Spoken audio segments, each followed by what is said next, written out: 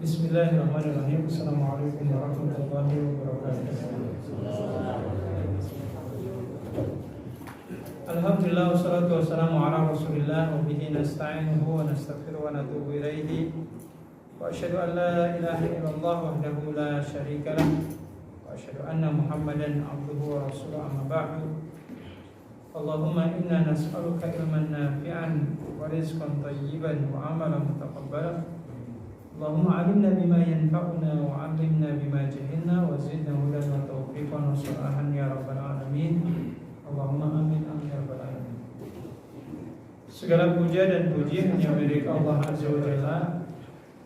Alhamdulillah di kesempatan malam hari ini, di malam yang kalau tidak salah malam yang ke-15 di bulan Dzulhijjah.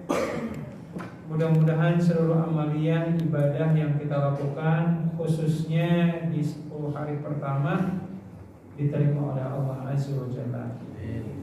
Salawat dan salam mudah-mudahan senantiasa terlimpah curahkan teruntuk suri teladan kita Habibana wa Nabiyana Muhammadin sallallahu alaihi wasallam, teruntuk para sahabat, tabi'ut tabi'in dan utamanya kita semua.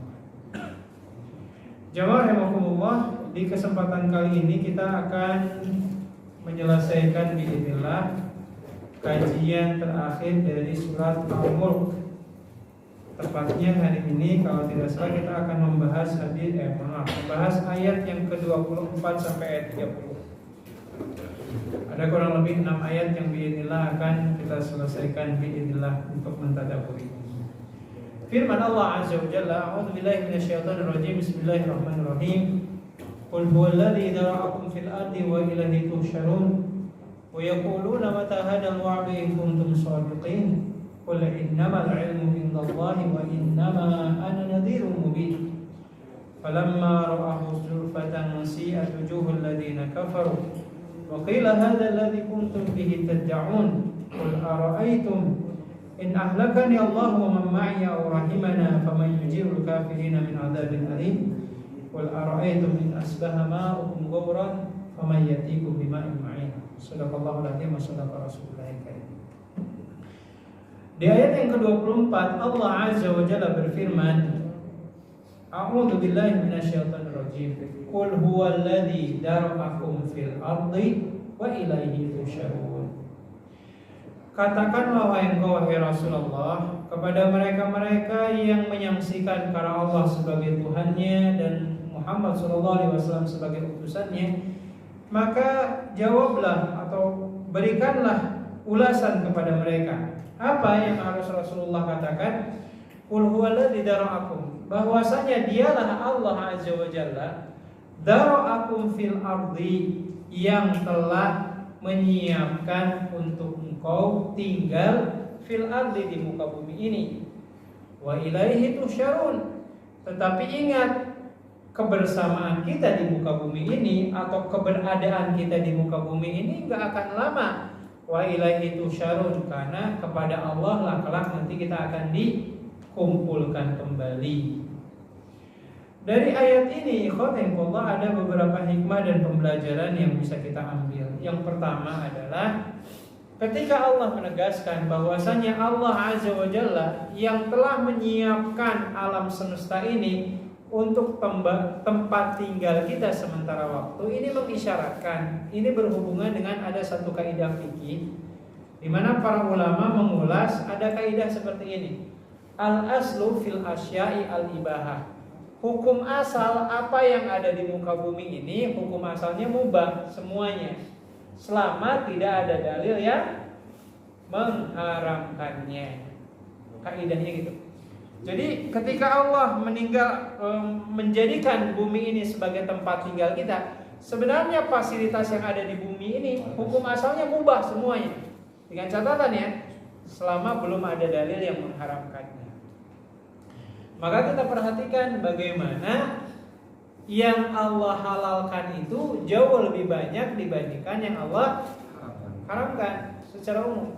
Yang haram itu mungkin tidak terlalu banyak, tapi yang halal itu secara hukum asal, selama Allah Ta'ala tidak mengharamkan di Qur'annya atau di sunnahnya, maka hukum asal segala sesuatu itu adalah halal atau mubah bahasanya.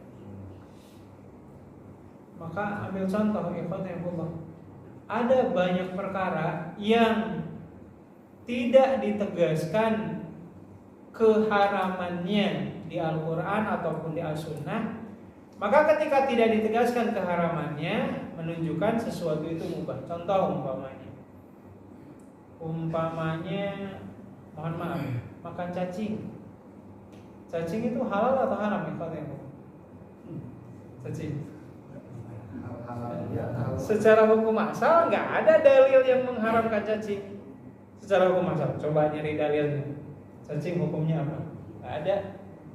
Maka kalau ditarik ke hukum asal, selama tidak ada dalil yang mengharamkannya, maka statusnya mubah. Tetapi ketika umpamanya suatu saat dengan kecanggihan teknologi yang ada, disiplin ilmu yang makin berkembang, umpamanya nih, kalau Anda makan cacing bisa mengakibatkan penyakit ini, penyakit itu, dan seterusnya, maka pengetahuan yang kemudian Allah anugerahkan kepada ilmuwan atau apapun itu bisa merubah sesuatu yang mubah menjadi haram. Bisa berubah seperti itu. Bahkan yang udah jelas halal juga seperti makan daging domba umpamanya, hukum asalnya kan halal mubah. Tapi umpamanya nggak tahu secara medis makan daging domba itu bisa membuat hipertensi, darah bisa naik atau enggak? Atau hanya pengolahannya aja yang salah gitu, terlalu banyak maka terlalu banyak santannya dan seterusnya, atau terlalu banyak bumbunya. Karena orang-orang Arab kayaknya jarang kelihatan atau jarang terdengar hipertensi, sementara makan mereka sehari-hari makan banyak daging-dagingan kan gitu. Nggak tahu mungkin kitanya yang ngolahnya kurang tepat atau apa. Tapi secara hukum asal, kalaulah seandainya nih makan domba atau makan tertentu itu bisa mengakibatkan sesuatu yang fatal untuk tubuh kita, maka sesuatu yang mubah pun, yang halal pun bisa berubah menjadi haram. Tapi tentunya ikhwatullah, ini mungkin kita akan perlebar pembahasan ini ketika agama umpamanya nih, agama sudah membuat patokan kepada kita, umpamanya kalau kata agama itu longgar, maka tugas kita jangan pernah mempersempit. Jadi kalau agama sudah melonggarkan, jangan dipersempit. Atau sebaliknya, kalau agama sudah mempersempit, jangan dilonggarkan. Saya ambil contoh. Umpamanya terkait, ini pernah dulu kita bahas, terkait penentuan arah kiblat. Kan suka ada tuh di broadcast ya, di berita-berita umpamanya tanggal sekian, hari sekian, jam sekian itu waktu yang tepat untuk menentukan arah kiblat, biar tepat menghadap ke arah Ka'bah. Itu kan sebenarnya salah satu contoh yang dari awal sebenarnya Allah Azza wa Jalla sudah memberikan kelonggaran terkait masalah kiblat itu. Dimana kalau kita baca di surat Al-Baqarah umpamanya di juz kedua itu, Allah Azza wa Jalla menegaskan, a'udzubillahi minasyaitonir rajim, wa min haitsu kharajta fawalli wajhaka syatrul masjidil haram. Kemana saja Anda berhadap-hadapan atau menghadap ketika sholat, maka arahkanlah wajah Anda ke arah Masjidil Haram. Ke arah Masjidil Haram. Maka terkait masalah kiblat ini kemudian para ulama membuat uraian. Bagi Anda yang sholatnya itu bisa melihat Ka'bah secara langsung, maka hukum sholat menghadap ke arah Ka'bah itu hukumnya adalah wajib. Sampai Rasulullah mengatakan, hadihi hiyal kiblat, ini adalah kiblat kita, sampai menunjuk ke arah Ka'bah. Tapi bagi kaum muslimin yang jangankan melihat, bahkan jaraknya aja jauh beribu-ribu mil seperti negara kita, maka Allah Ta'ala memberikan kelonggaran. Kelonggarannya apa? Arahkan wajah kita itu ke arah Masjidil Haram. Jangan ngejar-ngejar Ka'bahnya. Karena kalau ngejar-ngejar Ka'bah, ikhwanillah, ya secara umum ya, pertama yaitu nyusahin sendiri. Kalau istilah fikihnya takallufus syar'i, bahasanya membebani diri yang agama sendiri nggak pernah nekenin kita untuk seperti itu. Coba kalau seandainya harus tepat menghadap ke arah Ka'bah, setiap kali sholat buka aplikasi handphone, ini kiblatnya Ka'bahnya tepat nggak nih? Itu terus umpamanya. Ya seperti sekarang nih lagi pengajian pegang handphone umpamanya. Tapi kalau kayak gitu terus, ikhwatahillah, ini nyusahin sendiri. Karena Rasulullah SAW dari dulu pun ketika melakukan safar dengan para sahabatnya, umpamanya ketika mau sholat kan nggak nanyain dulu umpamanya kepada malaikat Jibril, malaikat ini Ka'bah ke arah mana nih umpamanya, berapa derajat, kan enggak. Maka kalau umpamanya kalau Masjidil Haram atau Ka'bah sebelah timur atau barat, kalau kita barat umpamanya. Maka ketika Masjidil Haram dengan Ka'bah di dalamnya ada di sebelah barat, ya udah arahin aja ke arah barat. Enggak mesti harus tepat menghadap ke arah bangunan Ka'bah. Makanya yang dicontohkan oleh Imam Al-Qurtubi dalam kitab tafsirnya itu, beliau ngasih contoh gini. Kalau seandainya semuanya harus menghadap ke arah Ka'bah, bagaimana dengan masjid yang ukuran masjidnya jauh lebih gede daripada Ka'bah? Umpamanya Ka'bah itu gedenya umpamanya 14 meter, umpamanya nih lebarnya. Terus ada masjid yang ukurannya jauh lebih gede daripada Ka'bah, 100 meter umpamanya. Nah pertanyaannya, kalau semuanya harus tepat menghadap ke arah Ka'bah, mungkin yang sholat di barisan tengah dapat tuh Ka'bah. Tapi kalau yang sholatnya di sebelah kiri dan kanan gimana tuh? Dapat Ka'bah atau enggak? Yang melengkung nanti sholatnya, enggak ada yang lurus. Makanya ini contoh sesuatu yang sudah dilonggarkan oleh agama, ya jangan dipersempit. Itu malah nyusahin sendiri. Dan di sisi yang lain, ini ambil contoh. Contoh yang lain. Mohon maaf, kata yang Allah. Dalam ini kita bahasnya jadi akan luas. Dalam bab kalau umpamanya ada seorang suami nuduh istrinya selingkuh, umpamanya ya, katanya kalau hingga akhirnya si istrinya ini dalam kondisi hamil. Akhirnya ikhwatullah, dalam kondisi hamil sang suami meragukan kehamilan istrinya ini dan mengatakan, oh itu bukan anak saya. Lahirlah tuh anak tuh umpamanya bayi itu. Terus si istrinya kemudian berikhtiar ingin memastikan kalau ini memang benar-benar anak dari suaminya. Dilakukanlah yang namanya tes DNA. Dilakukan tuh tes DNA.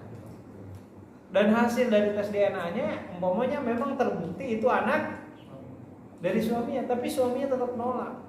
Enggak mungkin, itu bukan anak saya. Sementara tes DNA-nya sudah mengatakan itu anak kamu. Nah, dalam aturan syariat Islam,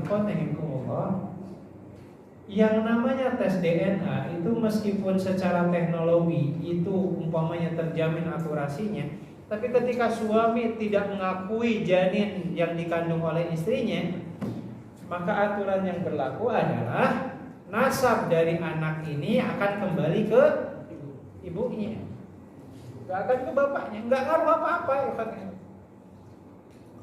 Karena yang diakui secara ketentuan syariat adalah pengakuan dari ayahnya, itu anak kamu atau bukan.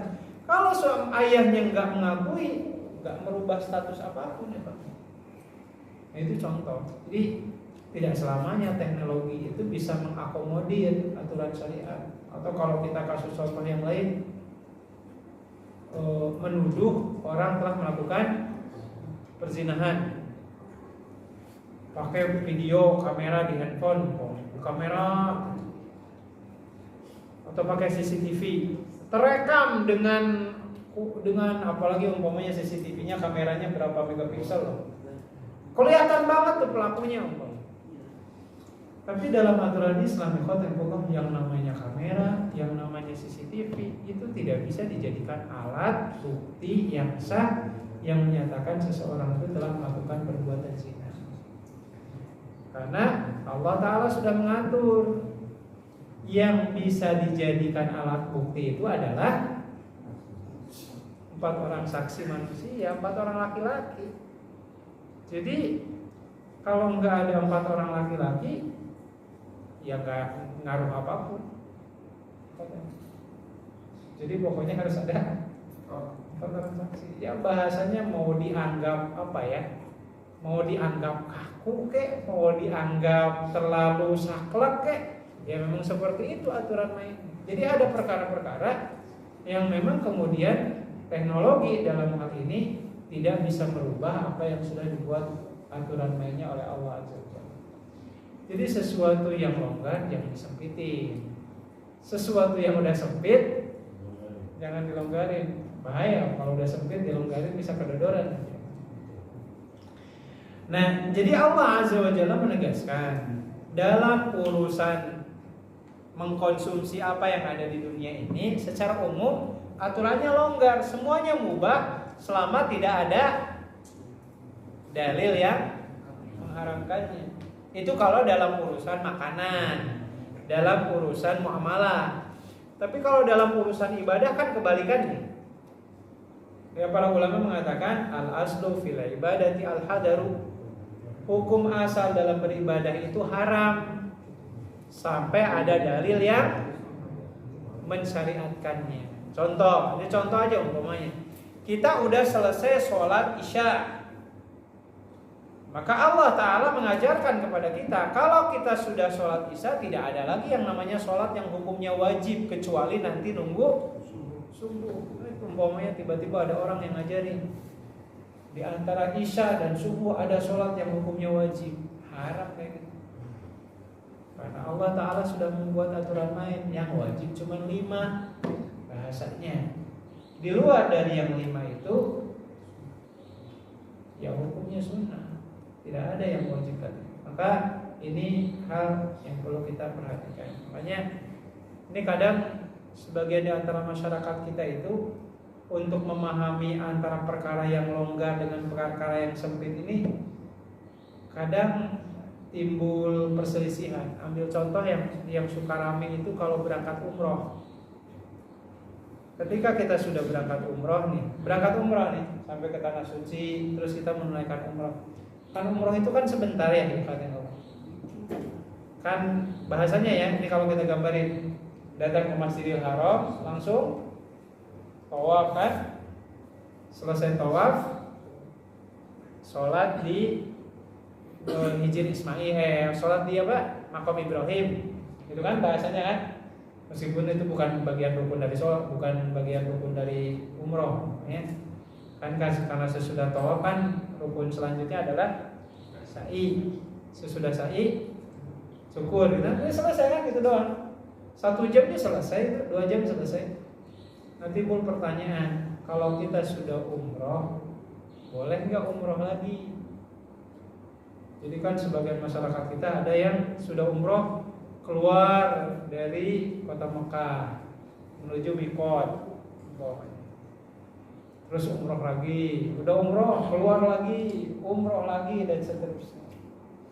Sehingga timbul pertanyaan tadi, apakah umroh itu sekali keberangkatan hanya sekali saja, atau sekali keberangkatan boleh dilakukan berkali-kali?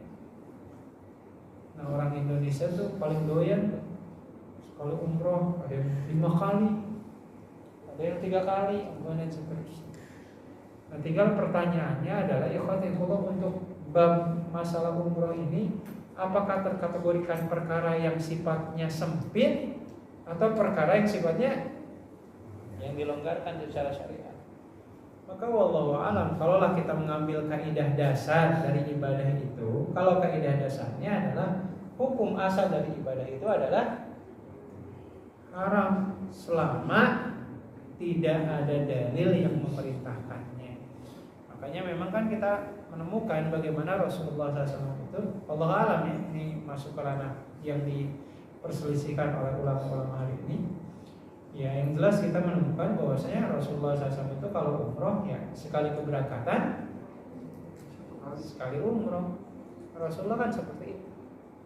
Ya kalau kita ingin ngejar pahala umrohnya yang berulang-ulang, ya cari amalan yang sebanding dengan pahala umroh. Bisa dengan sholat suruh, ya, yang 2 rakaat sesudah sholat subuh berjamaah, zikir nunggu matahari terbit, sholat 2 rakaat, pahalanya sebanding dengan haji dan umrah. Atau biidznillah kalau Allah menakdirkan, kalau nanti kita di tanah suci, kita bisa datang ke masjid Kuba, tapi syaratnya wudunya harus dari Mekahnya atau dari hotelnya. Karena kata Rasulullah, siapa orang yang datang ke Masjid Kuba dalam kondisi punya wudu terus sholat 2 rakaat di Masjid Kuba, maka pahalanya seperti orang yang menunaikan ibadah umroh. Maka itu contoh amalan-amalan yang bisa kita kejar. Kalau seandainya suatu saat nanti jamaah Anaba umpamanya umroh bareng-bareng sampai metropolis ya. Metropolisnya sepi. Umroh semua. Bi'idznillah.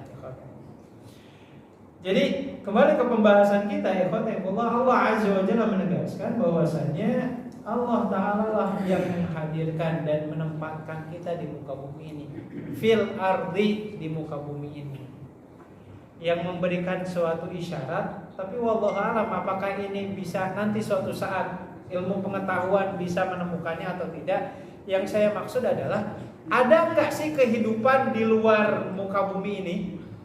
Di planet-planet lain ada nggak sih makhluk-makhluk Allah yang lain? Entah itu alien atau apa dan seterusnya. Ada ya? Saya nggak tahu. Cuman bahasanya kan yang jelas, seorang nabi yang diutus oleh Allah Ta'ala itu, ya tugasnya itu kan hanya menyeru makhluk Allah dari kalangan jin dan manusia doang gitu. Nah pertanyaannya, kalau di luar planet bumi ini ada manusia lagi nggak? Nggak ada. Atau umpamanya ada jin nggak gitu, umpamanya di planet Jupiter atau apa dan seterusnya. Wallahu a'lam. Yang jelas ya, kita jangan memperdalam sesuatu yang yang nggak nambah keimanan kita sama sekali bahasanya ya. Ya kalaupun kita tahu emang ada apa gitu ya. Terus kalau kita tahu di sana ada kehidupan, emang kita mau pindah gitu kan, seperti itu. Karena sebagian orang yang memiliki semacam kepercayaan, oh kalau suatu saat nanti dunia ini akan hancur, maka solusinya adalah pindah ke planet lain. Seolah-olah kiamat itu cuma di dunia doang, gitu kan? Padahal yang namanya alam semesta raya ini ya ini akan Allah, bahasanya ya, akan Allah hancurkan. Nah, ini catatan yang perlu kita perhatikan, bahwasanya Allah Azza wa Jalla menghadirkan kita di alam dunia ini dengan segala bentuk fasilitas yang Allah berikan. Maka secara hukum asal, apa yang ada di alam dunia ini sebenarnya hukum asalnya adalah mubah, selama tidak ada dalil yang mengharamkannya. Dan di ayat yang sama kemudian ikhwanillah, Allah Azza wa Jalla mengakhiri ayatnya dengan kalimat wa ilaihi tuhsyarun. Dan kepadanya lah tuhsyarun, kita semua dikumpulkan. Tuhsyarun itu diambil dari kata mahsyar. Jadi kelak suatu saat nanti itu kita akan dikumpulkan oleh Allah Azza wa Jalla. Yang kalau kita bandingkan dengan ayat-ayat yang lain, di beberapa ayat yang lain itu Allah menegaskan bahwasannya yang namanya padang mahsyar itu ya bukan, bahasanya bukan alam semesta atau tempat yang lain, melainkan bumi ini sendiri. Jadi ketika suatu saat nanti bumi ini sudah hancur, sudah tidak ada gunung, tidak ada lembah, langitnya sudah roboh dan seterusnya, matahari dan bulannya dalam beberapa ayat yang sudah kita kaji Allah lemparkan ke neraka jahanam, maka bumi yang datar inilah yang akan menjadi hamparan padang mahsyar untuk kita semua. Ya, jadi padang mahsyar itu ya bumi yang saat ini kita pijak, tiada lain dan tidak bukan. Jadi Allah mengingatkan kepada kita semua, ya senyaman apapun kita tinggal di alam dunia ini, ya alam dunia ini bukan untuk selamanya. Ya, kelak suatu saat nanti kita akan dipanggil dan akan dikumpulkan oleh Allah Azza wa Jalla di padang mahsyar kelak. Baik, ikhwati Allah, kita lanjutkan. Nah, karena proses dikumpulkannya manusia di padang mahsyar itu adalah sesuatu yang pasti yang dijanjikan oleh Allah Azza wa Jalla, maka Allah Azza wa Jalla melanjutkan ayat selanjutnya dengan sebuah pertanyaan, di mana pertanyaan ini Allah uraikan dalam ayat selanjutnya. Allah berfirman, a'udzubillahi minasyaitonirrajim, wa yaquluna mata hadzal wa'du in kuntum shadiqin. Dan mereka itu yaqulun, kalau kita belajar bahasa Arab, yaqulun itu adalah bentuk kata kerja yang kata kerjanya itu bahasanya fi'lul mudhari'. Fi'lul mudhari' itu artinya sesuatu yang akan sesuatu yang sedang dan akan terjadi. Jadi maksudnya kalimat wa yaquluna mata hadzal wa'du in kuntum shadiqin, dan mereka bertanya-tanya, kapan sih hari kiamat itu terjadi jikalau kamu itu adalah orang-orang benar. Jadi maksudnya ya Allah, pertanyaan tentang kapan kiamat itu akan terjadi itu menjadi salah satu pertanyaan yang akan selalu menarik dipertanyakan oleh manusia lintas generasi. Dari dulu sampai sekarang pun masih banyak orang yang nanya. Sampai ada buku, ini tahun 90-an kalau tidak salah, ada buku terjemahan penulisnya dari orang Mesir, namanya Amin Jamaluddin. Judul bukunya adalah Umur Umat Islam. Kalau di searching itu pernah laris tuh buku itu. Jadi katanya umur umat Islam itu enggak lebih dari 1500 tahun. Ada hadisnya tapi hadisnya dhaif. Ya kalau 1500 tahun sekarang sudah 1445 Hijriah. Berarti tinggal berapa tahun lagi? 55 tahun. Iya, itu hitungannya Pak. Kan seperti itu. Jadi akan selalu menjadi tema pembahasan menarik. Orang-orang yang mempertanyakan kapan sih hari kiamat, kapan sih hari kiamat. Nah, tinggal kemudian motif dibalik pertanyaan ini, orang yang nanya ini tujuannya apa?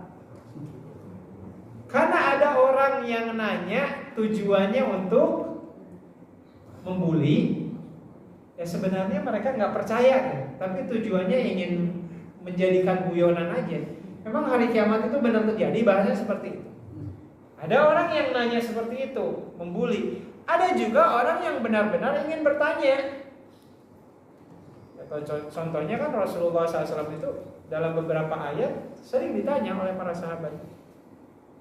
Ya Rasulullah, mata sa'ah, ya Rasul, kapan sih hari kiamat itu terjadi? Dalam beberapa kesempatan kadang Rasulullah SAW itu memberikan jawaban gini ketika ditanya oleh sahabat Nabi, kapan sih hari kiamat? Rasulullah kadang ngejawabnya gini, mada a'dadta biha, ente nanyain hari kiamatmu, emang udah nyiapin apa? Kadang Rasulullah ngejawabnya kayak gitu. Ada juga dalam kesempatan yang lain Rasulullah ketika ditanya, ya Rasulullah kapan sih hari kiamat itu terjadi? Kadang Rasulullah menjawabnya itu dengan tanda-tanda kecil dari hari kiamat itu sendiri. Kan ada tanda sugro, ya ada yang kecil, ada yang kubronya. Kalau yang tanda-tanda kecilnya umpamanya contohnya apa? Ketika maraknya pembunuhan, maraknya perzinahan, maraknya anak yang durhaka kepada orang tuanya, atau umpamanya makin banyaknya bangunan yang tinggi-tinggi di sekitar kota Mekah, yang dulunya penduduk Mekah itu berprofesi sebagai pengembala kambing, bahkan punya sendal juga nggak punya. Tapi kelak suatu saat nanti kata Rasulullah mereka akan berlomba-lomba mendirikan gedung yang setinggi-tingginya. Nah, sebagian besar dari apa yang dikabarkan oleh Rasulullah SAW itu sebagian besarnya udah terjadi. Seperti umpamanya Jazirah Arab kembali hijau dan seterusnya. Nah, Nah ini perkara-perkara yang senantiasa akan ditanyakan, ya, baik oleh orang-orang yang tidak mempercayai agama atau memang ada orang-orang yang ingin benar-benar menambah keimanan mereka ketika berbicara tentang hari kiamat. Makanya ikhwatillah, pembahasan tentang tanda-tanda hari kiamat ini pun menjadi salah satu pembahasan yang patut kita kaji juga secara terperinci. Karena akhir-akhir ini kan banyak orang-orang yang mengajarkan sesuatu yang sesuatu ini sebenarnya sudah nyata-nyata sesat, tapi banyak juga orang yang mengikuti. Ada orang yang bisa bahasa semut, bahasa semut, ngobrol dengan malaikat mungkar nakir, ngobrol sama Nabi Sulaiman, ya, anggap aja itu jadi apa namanya ya, hiburan. Cuma hiburannya kebablasan. Nyari apa gitu ya Allah, di negara kita tuh semuanya serba ada. Kalian. Nah, makanya Rasulullah SAW menjelaskan ya bagaimana tanda-tanda hari kiamat itu. Kalau tanda yang pertama apa? Kalau yang kubrohnya, yang pertama apa? Dulu. Yang pertama dibebaskannya yang namanya Dajjal. Dimana Dajjal itu nanti akan keluar dari sebuah kota namanya Khurasan di Iran. Itu kata Rasulullah. Iran tuh yang nanti akan membawa pasukan 70.000 alaihi mutayalisan, di mana mereka memiliki apa namanya ini? Semacam peci yang kecil bahasanya, yang biasa dipakai oleh orang Yahudi. Dan memang kan jumlah populasi Yahudi terbanyak sesudah di Israel itu ya di Iran. Ya, jumlah sinagog, tempat peribadatan itu di Iran banyak. Itu kan pertama, kedua Dajjal, terus turunnya Nabi Isa, terus Ya'juj Ma'juj, gitu kan? Hingga akhirnya sebelum Nabi Isa wafat, Ya'juj Ma'juj dimatikan oleh Allah Azza wa Jalla. Terus apa lagi?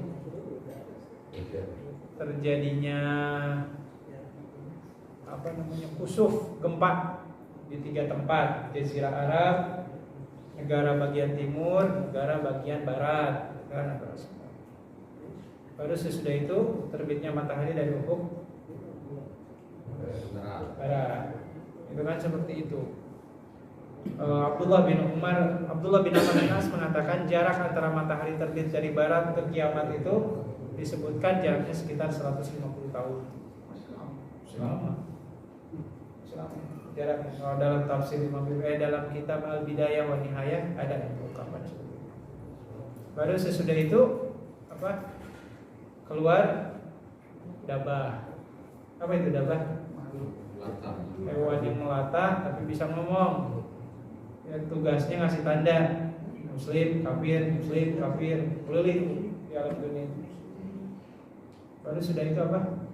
Munculnya dukhan, asap. Yang kalau orang beriman di hatinya ada iman meskipun sedikit, ketika mencium dukhan itu, asap itu langsung meninggal dunia. Sehingga yang tersisa nanti di detik-detik hari kiamat itu yang tersisa hanya orang kafir saja. Orang beriman udah enggak. Barulah ketika orang beriman wafat, diwafatkan oleh Allah, yang diisi hanya orang-orang kafir saja. Orang kafir bebas hancurin Ka'bah dan seterusnya. Hingga akhirnya terjadilah hari kiamat. Jadi ini pembahasan seperti ini perlu juga kita sampaikan ke anak-anak, ya, untuk menguatkan mereka bahwasannya apa yang diceritakan oleh Rasulullah kepada kita itu bukan hanya sekedar prediksi, bukan ramalan, tetapi tahapan-tahapannya pasti akan terjadi. Nah, singkatnya ikhwanillah, akan banyak orang-orang di sepanjang masa ini akan bertanya, kapan sih hari kiamat itu terjadi? Maka Allah Azza wa Jalla memberikan jawaban kepada Rasulullah SAW. Jawabannya apa? Qul innamal ilmu indallah wa innama ana nadhirun mubin. Jawab oleh engkau ya Rasulullah, yang tahu kapan hari kiamat itu terjadi hanya Allah Azza wa Jalla saja.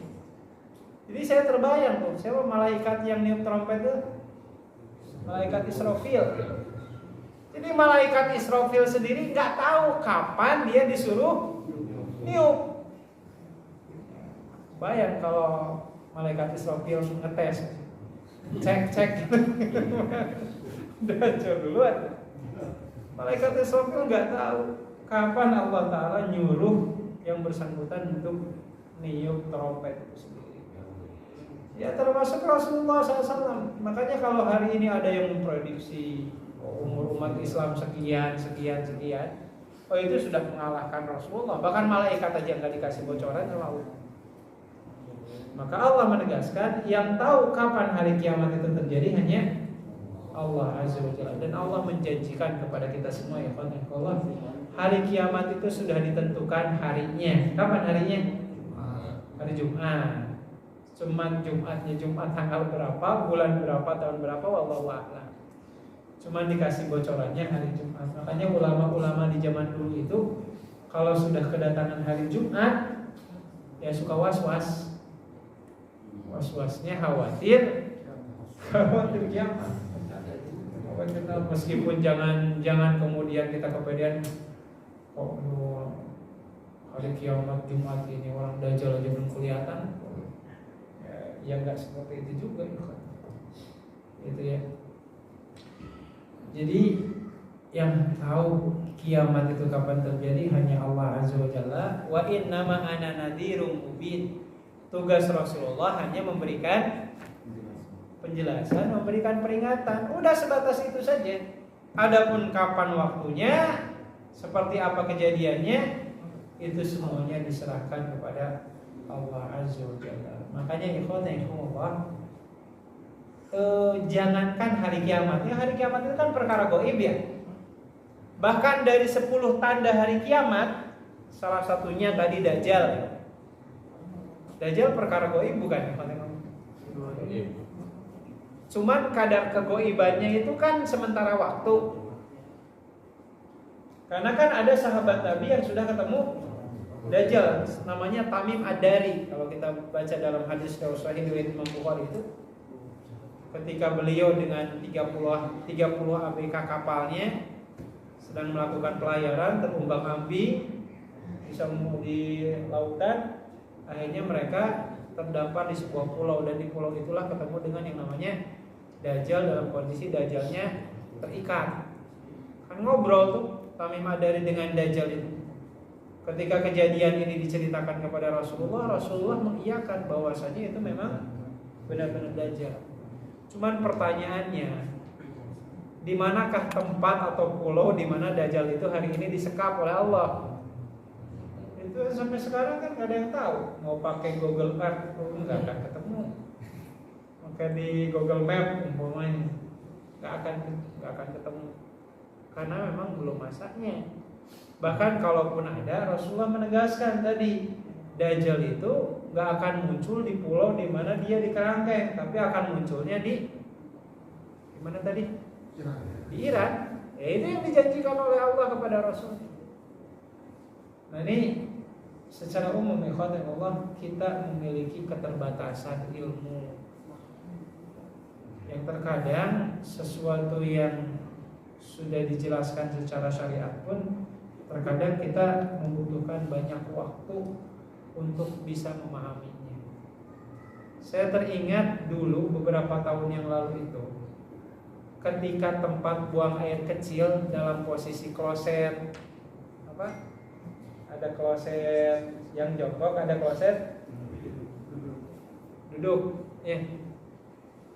Jadi ketika awal pertama kali kloset itu bahasanya ditemukan, kloset duduk itu ditemukan, banyak tuh teori yang mengatakan kalau buang hajat dalam posisi duduk jauh lebih baik daripada jongkok.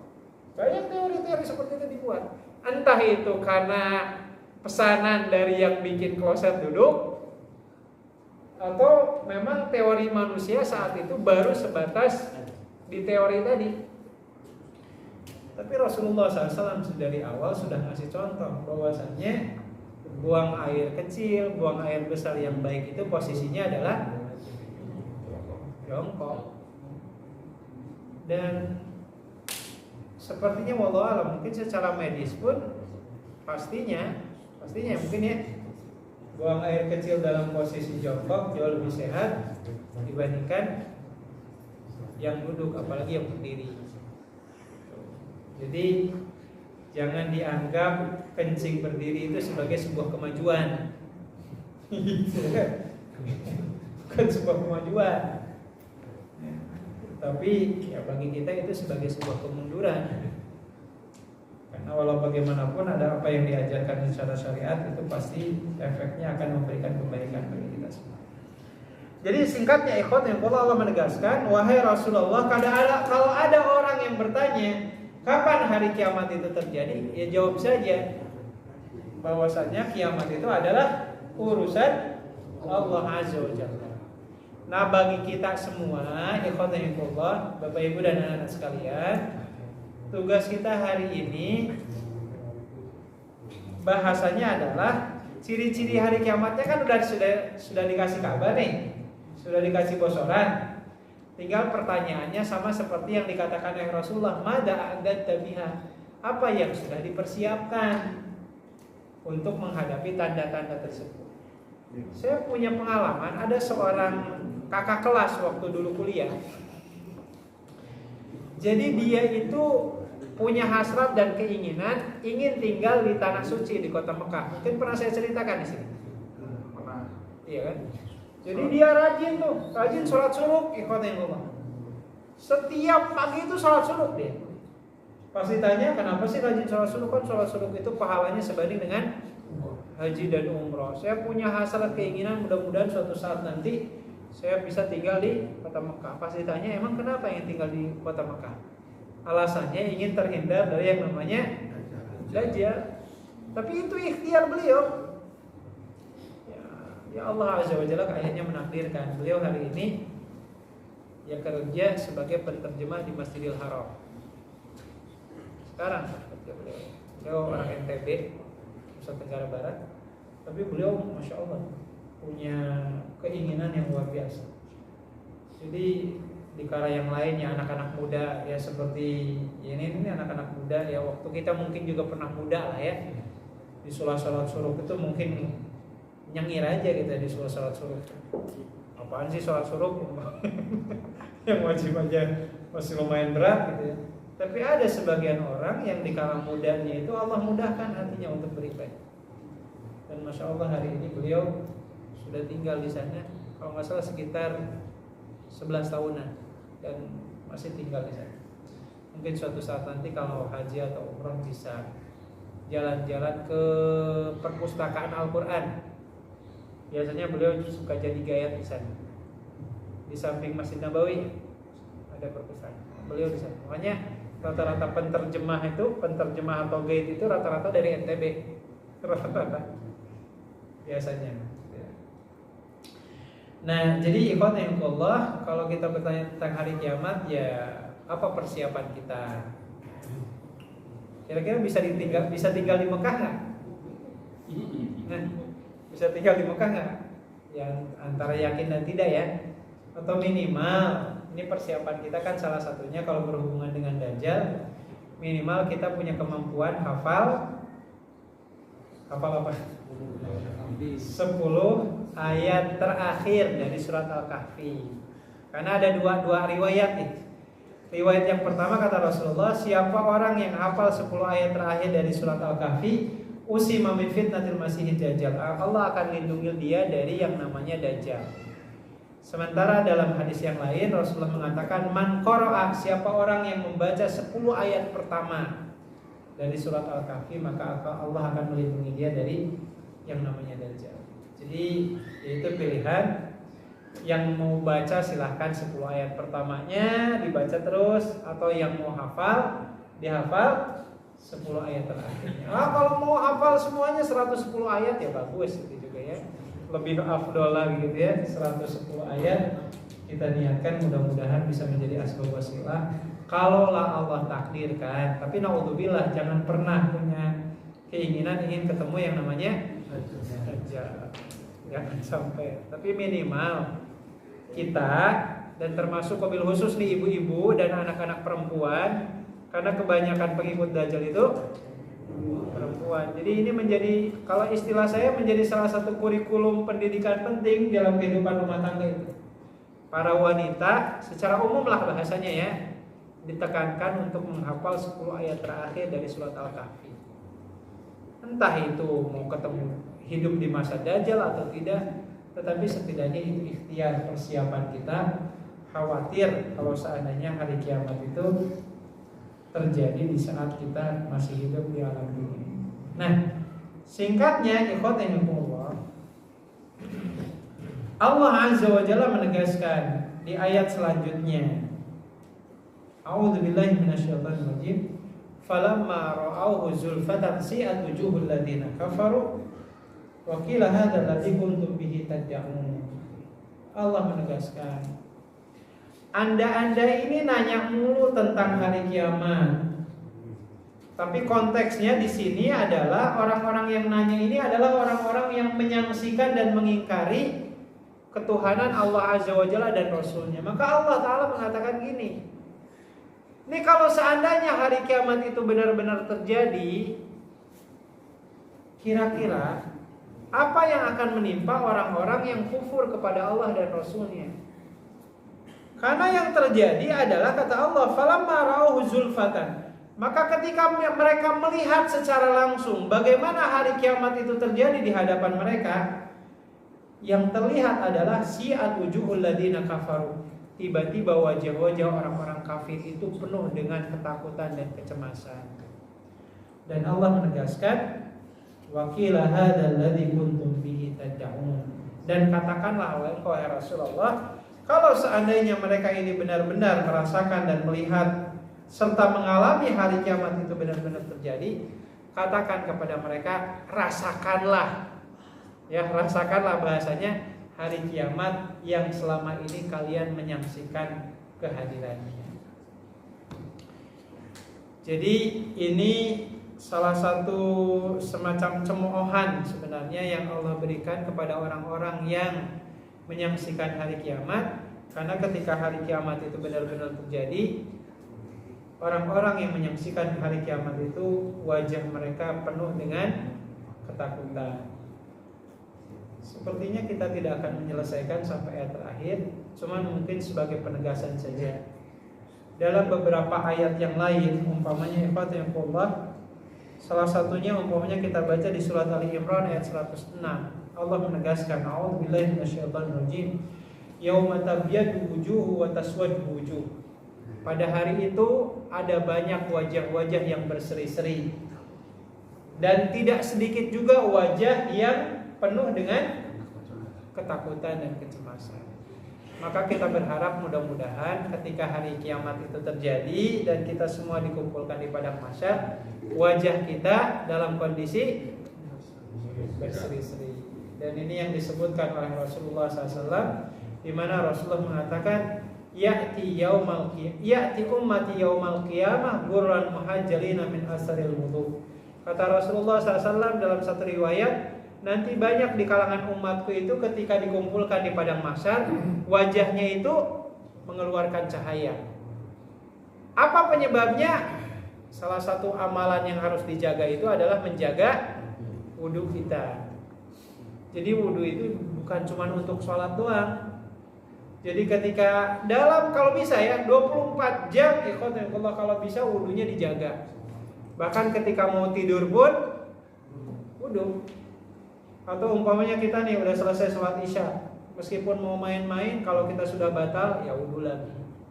Berharap kalau seandainya nanti kita meninggal dalam kondisi memiliki wudu. Maka Rasulullah mengatakan nanti umatku di hari kiamat di padang mahsyar itu wajahnya mengeluarkan cahaya. Karena kenapa? Menjaga wudunya. Itu satu amalan yang pertama. Atau amalan yang kedua adalah punten ya, merawat rambut bagi yang sudah beruban.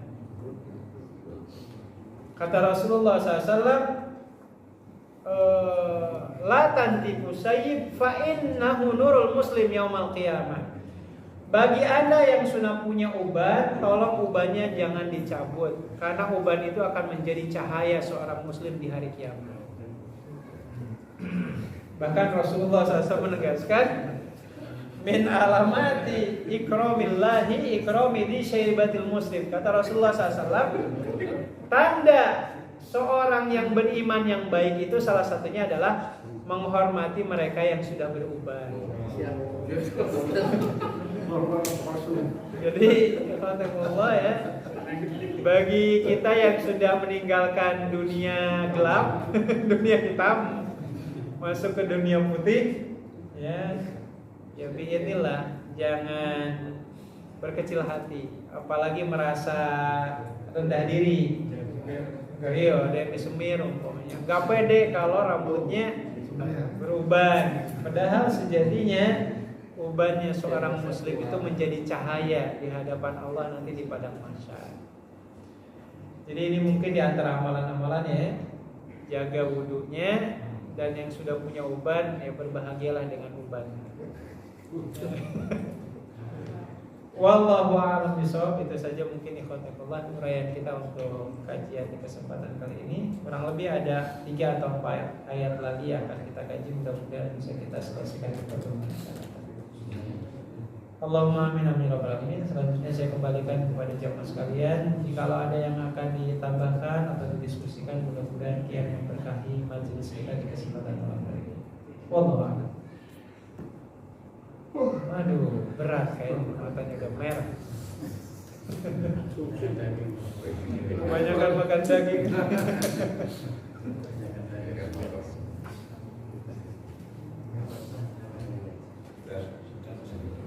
Ya, enggak benar. Pada saat umroh memang saya pribadi ya melakukan beberapa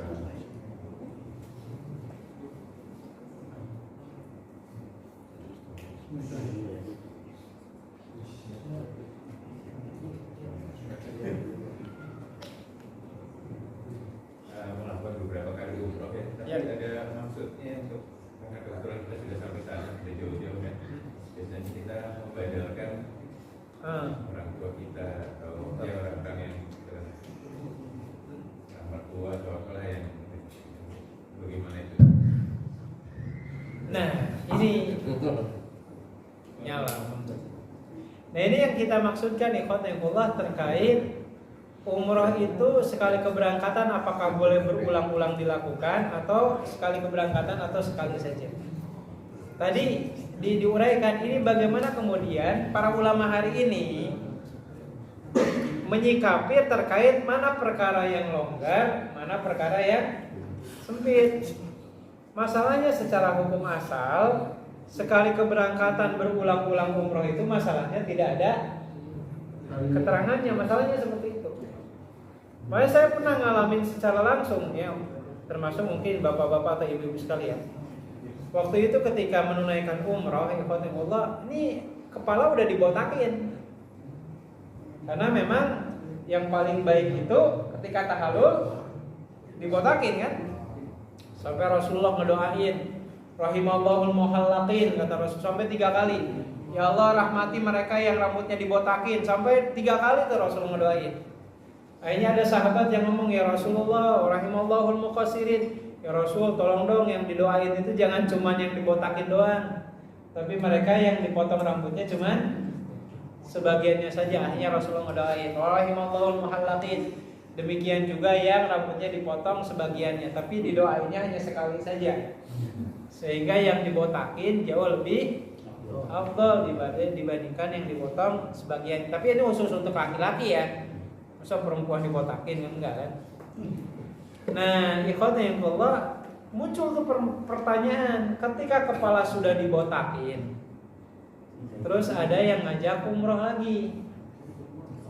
Nah, pertanyaannya, nanti kalau penutup rangkaian dari umroh itu mau tahallul, rambut mana lagi yang dipotong? Itu sempat muncul pertanyaan kayak gitu.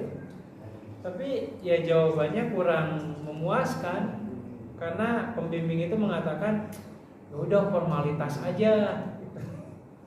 Maksudnya cukup di kerok-kerok doang gitu ya. Yang namanya dikerok-kerok kan, yang namanya rambut itu kan butuh waktu untuk bisa tumbuh lagi. Nah, ini adalah perkara yang hari ini ikhwan yang Allah terus terang ya. Hari ini di kalangan ulama-ulama masyarakat kita masih punya persepsi seperti itu, mana yang longgar, mana yang sempit. Sebagian ulama ada yang mengatakan ya sekali keberangkatan, sekali umroh. Sebagian yang lain ada yang beralasan ya kita itu umroh nggak bisa tiap tahun umpamanya. Mumpung lagi datang ke sana, sekalian aja ngebadarin bapaknya, ngebadarin ibunya, ngebadarin mertua dan seterusnya. Akhirnya kejadian tuh, ada yang umroh sekali keberangkatan tapi berulang-ulang. Nah, ini mana yang benar kalau sudah seperti ini? Ya wallahu a'lam. Kalau saya secara pribadi, dokter wallahu a'lam, tanpa bermaksud ingin menyalahkan yang lain. Masalahnya kalau Rasulullah dan para sahabat secara pribadi, mereka umroh itu sekali berangkat sekali umrohnya. Wallahu a'lam. Tapi yang jelas tadi sebagian ulama pun hari ini yang mengatakan kan nggak ada larangannya untuk melakukan umroh berulang-ulang. Akhirnya ada yang ngajarin kayak gitu tuh. Umroh sekali keberangkatan, umroh lagi dan seterusnya. Ya kalau amannya sih wallahu a'lam, amannya ya. Karena ini masuk ranahnya ibadah. Wallahu a'lam, sekali berangkat cukup sekali umroh saja. Kalaupun Allah menakdirkan kita ada rezeki, kita bisa berangkat umroh lagi, niat untuk mengumrohkan orang-orang yang kita cintai. Wallahu a'lam. Cuman tadi tuh perbedaannya, apakah ini masuk ke ranah yang sempit atau ke ranah yang longgar? Wallahu a'lam.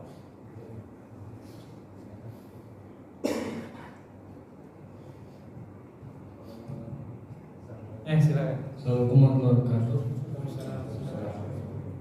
Yang konteks uban, katanya itu kalau ngecat yang uban kayak warna itu sunnah.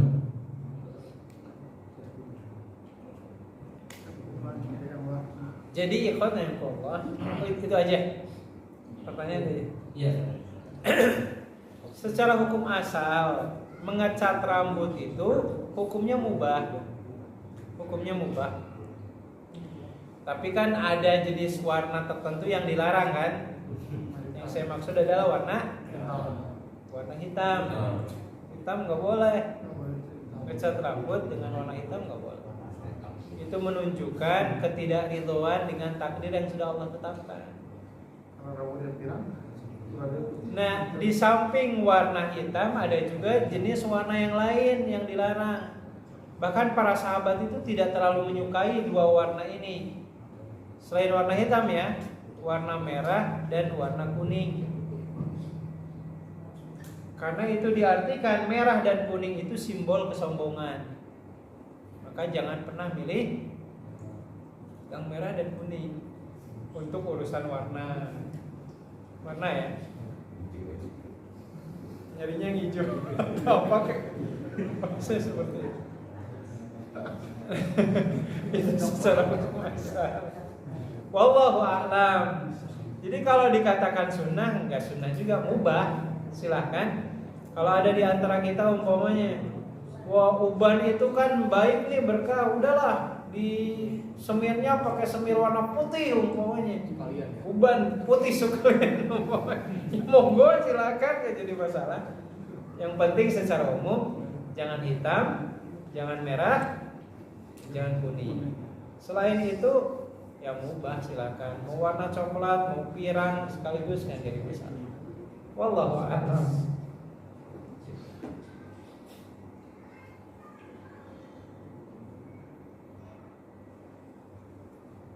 Ada lagi? Oh, Dapril. Udah lama gak ketemu nih sama Dapril.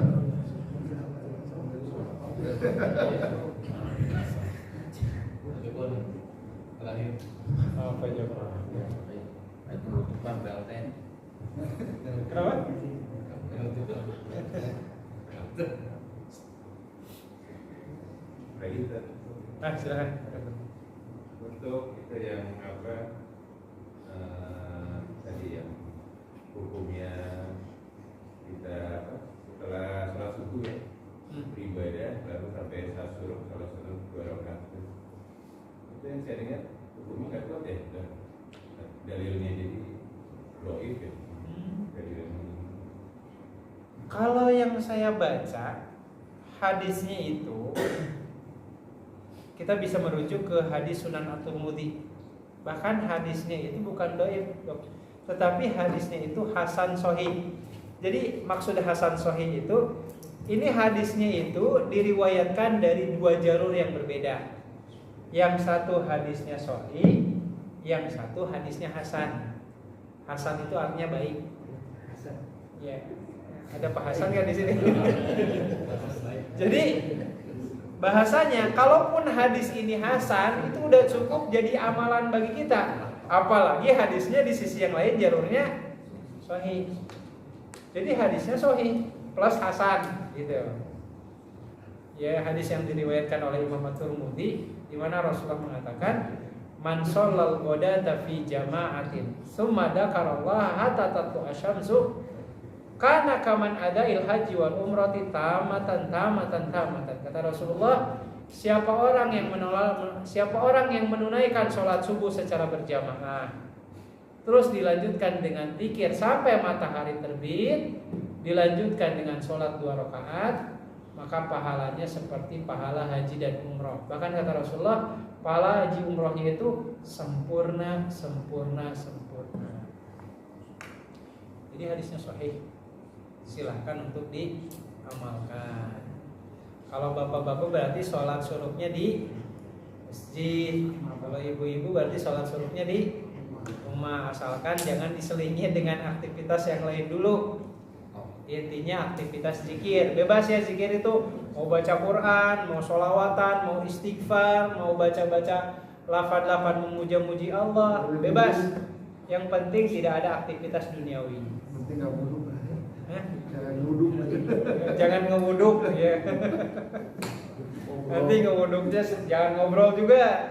Ya, intinya isi zikir mengagungkan Allah sampai matahari terbit, lalu kemudian nambah sedikit waktu 10 menit ya, karena matahari terbit itu waktu dilarang untuk sholat.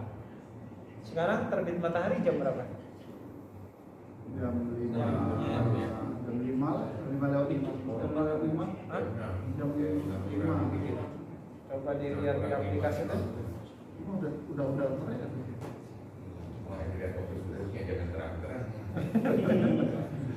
Kalau kita ngelihat umpamanya 23 matahari terbit itu jam 6 lewat 1. Jam 6. Sekarang ya, besok nih inilah jam 6 lewat 1, berarti kita tambahkan 10 menit. Jam 6 lewat 10 baru sholat subuh.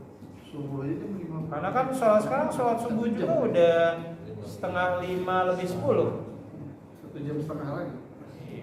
Masih lama. Iya. Atau kita di Indonesia kecepatan subuhnya. Masih lama. Allah. Iya. Mau bertanya terkait dengan sholat syuruk itu. Ya. Misalnya pas saat nunggu sambil dari habis sholat subuh ke sholat syuruk itu kan lumayan lama ya. Tapi kita kebelet Ustaz, jadi ke kamar mandi itu tetap dapat keutamaannya atau? Iya. Biidznillah insya Allah dapat. Karena tadi ada kebutuhan hajat dulu yang bahasanya. Dan itu bukan bagian dari kepentingan kita ingin melakukan aktivitas di luar ibadah. Karena kan memang tadi syarat syuruk itu kan dari subuh sampai terbitnya matahari itu secara umum. Kita dalam kondisi zikir, tapi izin Allah ada bahasanya ya panggilan alam lah. Kita ke toilet, terus kita wudhu lagi, kita masuk lagi ke masjid.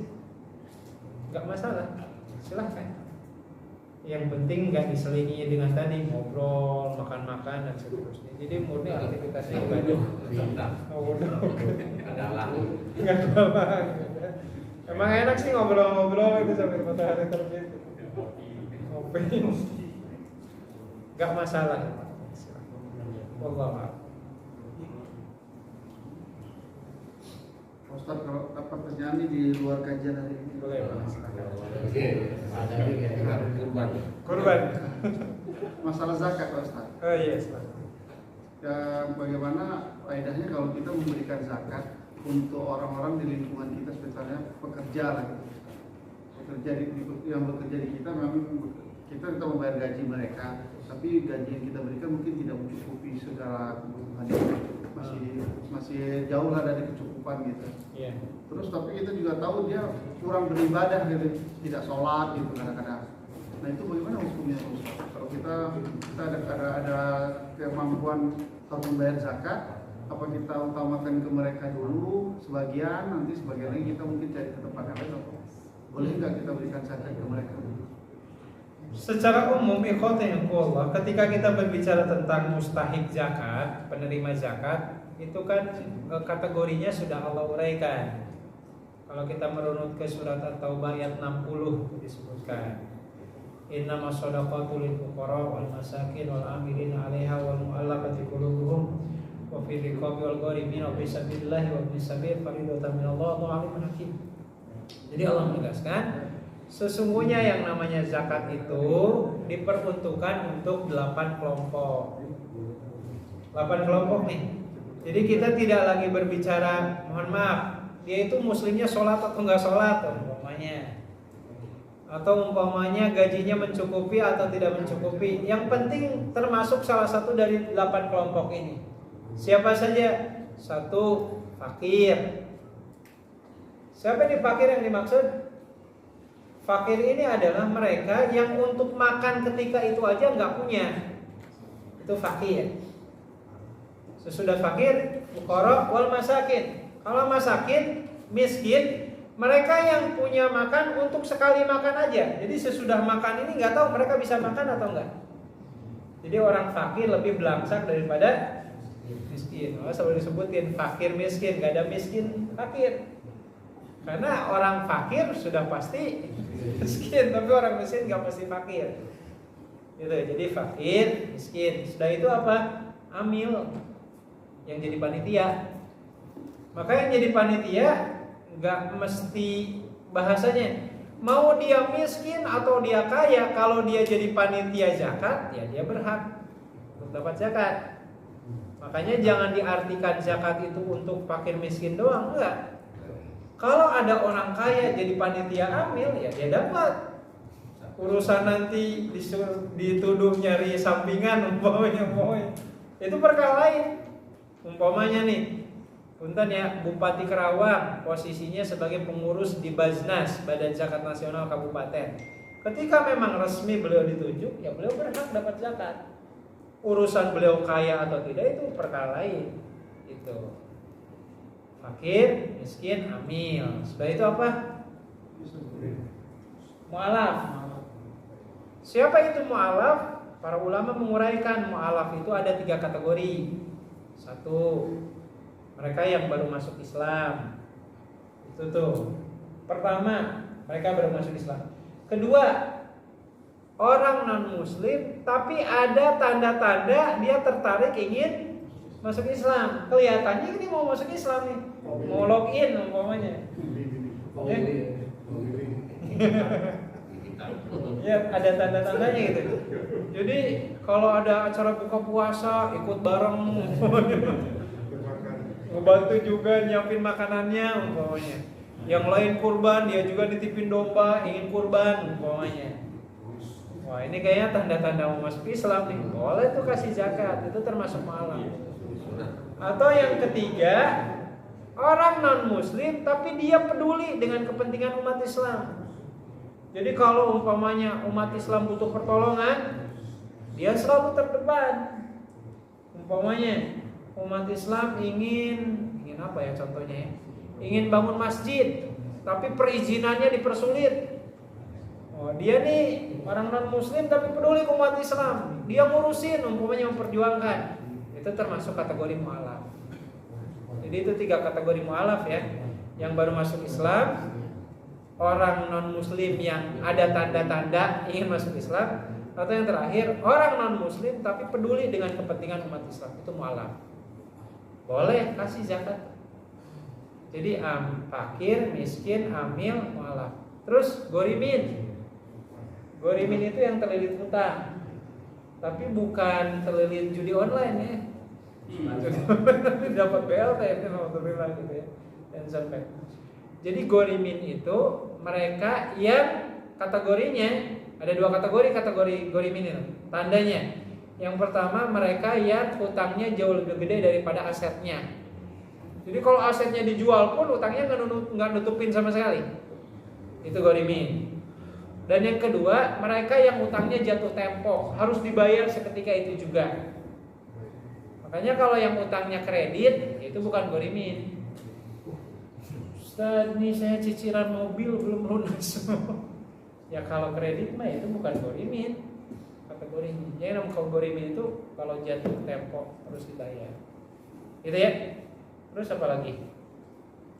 Fakir, miskin, amil, mu'alaf, gorimin, ibnu sabil. Ibnu sabil itu musafir yang kehabisan perbekalan atau musafir yang tertimpa musibah, entah itu kecopetan atau apa gitu. Dia datang ke masjid minta zakat, kasih. Gitu. Lalu apalagi fisabilillah. Fisabilillah itu kalau zaman dulu zakat itu difungsikan untuk kebutuhan berperang. Kalau zaman sekarang konteks fisabilillah luas. Ya, mendirikan pesantren, mendirikan rumah Quran, beasiswa pendidikan, itu kategorinya fisabilillah. Ya, jauh lebih luas cakupannya sekarang. Dari yang terakhir apa? Rikob, budak hamba sahaya. Bukan budak anak kecil ya. Saya pernah tuh ada salah satu pengajian di salah satu kampung. Kata ustadznya itu dikatakan, oh anak kecil dapat zakat. Dari mana Pak Ustadz? Ini di Quran ada budak. Maksud budak di sini bukan budak bahasa Sunda. Orang Sunda itu kan budak artinya anak kecil, bukan itu yang maksudnya. Yang dimaksud budak di sini adalah hamba sahaya yang diperjualbelikan. Nah pertanyaannya tadi, karyawan kita itu masuk kategori yang mana? Fakir, miskin atau seterusnya? Ya kalau masuk salah satunya monggo silakan. Tapi kalau tidak masuk, ya nggak boleh dikasih zakat. Gitu. Gitu ya. Wallahu a'lam. Walaupun kadang-kadang kan ada itu kalau orang-orang yang bekerja sama seseorang tuh kan merasa kebutuhan tidak cukup, dia kan berhutang misalkan. Tapi kategori kalau tadi kan kalau hutangnya masih lebih kecil daripada asetnya kan dia tidak boleh kan hutangnya kita lunasi termasuk. Iya. Berarti bukan gorimin. Bukan gorimin. Ya infak sedekah aja, infak sedekah aja. Infak sedekah saja. Allah. Cukup? Baik, mungkin ikhwatnya yang Allah kajiannya kita hentikan dulu sampai di sini. Mudah-mudahan apa yang tersampaikan bukan hanya sekedar menjadi ajang untuk menambah ilmu, tapi yang paling penting adalah bisa makin mempertebal keimanan kita, yang mendorong kepada kualitas ibadah yang jauh lebih baik. Allahumma amin amin ya rabbal alamin. Kita tutup dengan istighfar, hamdalah dan rakaat majlis. Astagfirullahaladzim, astagfirullahaladzim, astagfirullahaladzim. Alhamdulillahirabbil alamin. Subhanakallahumma wa bihamdika, asyhadu an la ilaha illa anta, astaghfiruka wa atubu ilaik. Assalamualaikum warahmatullahi wabarakatuh.